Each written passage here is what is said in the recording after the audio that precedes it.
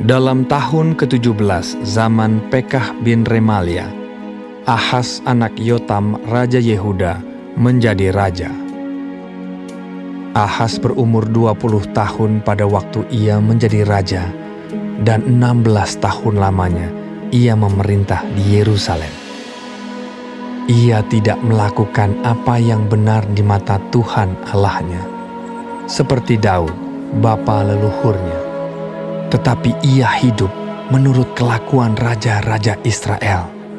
Bahkan dia mempersembahkan anaknya sebagai korban dalam api, sesuai dengan perbuatan keji bangsa-bangsa yang telah dihalau Tuhan dari depan orang Israel. Ia mempersembahkan dan membakar korban di bukit-bukit pengorbanan dan di atas tempat-tempat yang tinggi dan di bawah setiap pohon yang rimbun.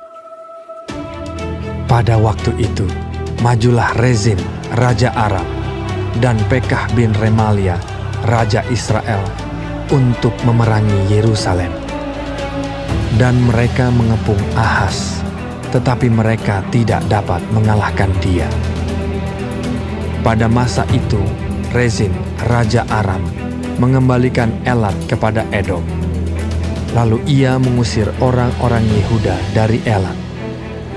Datanglah orang-orang Edom ke Elat dan diam di sana sampai hari ini. Ahas menyuruh utusan-utusan kepada Tiglat-Pileser, Raja Asyur, mengatakan, "Aku ini hambamu dan anakmu. Majulah dan selamatkanlah aku dari tangan Raja Aram dan dari tangan Raja Israel yang telah bangkit menyerang aku."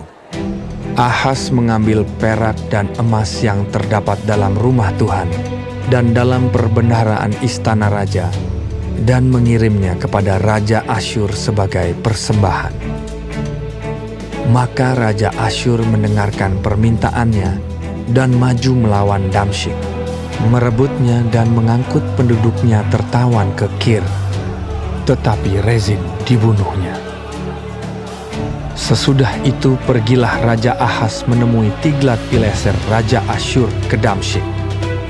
Setelah Raja Ahas melihat mesbah yang ada di Damsyik, dikirimnyalah kepada Imam Uria ukuran dan bagan mesbah itu, menurut buatannya yang tepat. Lalu Imam Uria mendirikan mesbah, tepat seperti keterangan yang dikirimkan Raja Ahas dari Damsyik. Demikianlah dibuat Imam Uria menjelang datangnya Raja Ahas dari Damsyik. Setelah raja pulang dari Damsyik, maka raja melihat mesbah itu. Lalu mendekatlah raja kepada mesbah itu, naik ke atasnya, membakar korban bakarannya dan korban sajiannya, mencurahkan korban curahannya di atas mesbah itu, dan menyiramkan darah korban keselamatannya kepadanya.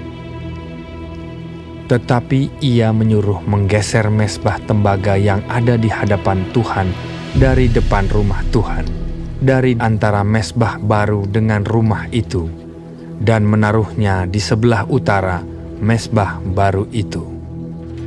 Kemudian Raja Ahas memerintahkan kepada Imam Uria, "Bakarlah di atas mesbah besar itu korban bakaran pagi, korban sajian petang, juga korban bakaran dan korban sajian raja. Lagi korban bakaran dan korban sajian dan korban-korban curahan seluruh rakyat negeri. Dan siramkanlah kepadanya segenap darah korban bakaran dan segenap darah korban sembelihan. Tetapi mesbah tembaga itu adalah urusanku."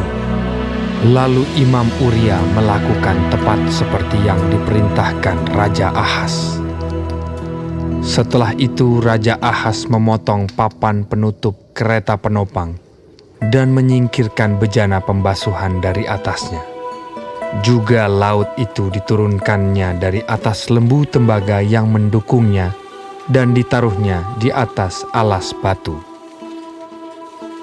Selanjutnya demi Raja Asyur, disingkirkannya dari rumah Tuhan serambi tertutup untuk hari Sabat yang telah didirikan pada rumah Tuhan. juga pintu masuk untuk raja yang di sebelah luar.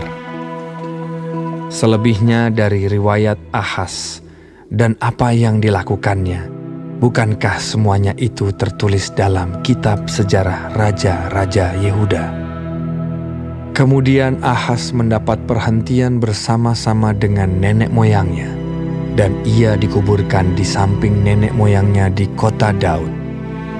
Maka Hizkia, anaknya, menjadi raja menggantikan dia.